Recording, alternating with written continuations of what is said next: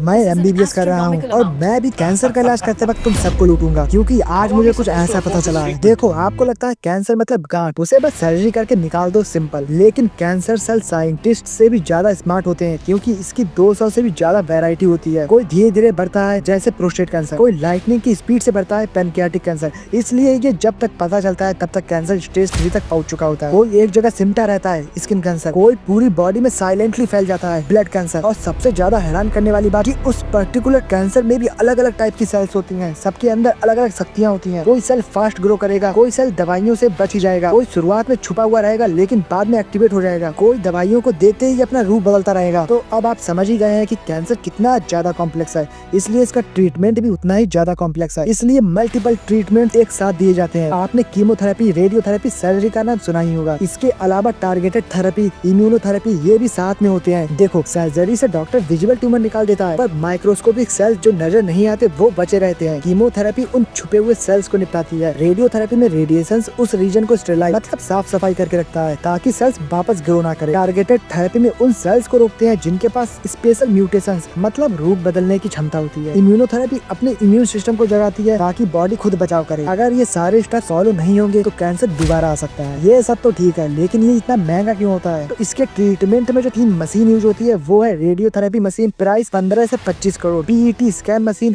Price 8 से 10 करोड़ रुपए, robotic surgery system, price 20 crore, और इन सबके मेंटेनेंस का खर्चा 2 करोड़ है साल का। और सुनो, एक हार्ट अटैक को सिर्फ कार्डियोलॉजिस्ट हैंडल करता है, एक अपेंडिसाइटिस को सिर्फ सर्जन, लेकिन कैंसर को ट्रीट करने में surgical oncologist, medical oncologist, radiation oncologist, radiologist, pathologist, oncology nurses, physicist, counsellors, nutritionist, physiotherapist, इतने सारे लोग लग जाते हैं और ये सब एक कोऑर्डिनेटेड प्लान बनाते हैं। एक कैंसर ड्रग बनाने में लगता है 10-15 साल रिसर्च, हजारों क्लिनिकल ट्रायल, कई करोड़ रुपए, और उसमें भी 90% फेल हो जाते हैं। जो 10% सक्सेसफुल होते हैं उनके कॉस्ट में ये सालों की मेहनत वसूली जाती है। और अगर आप कॉस्ट ब्रेकअप देखें तो 70-80% drug plus hospital plus machines में लगते हैं, बस 5-10% ही डॉक्टर फीस होती है।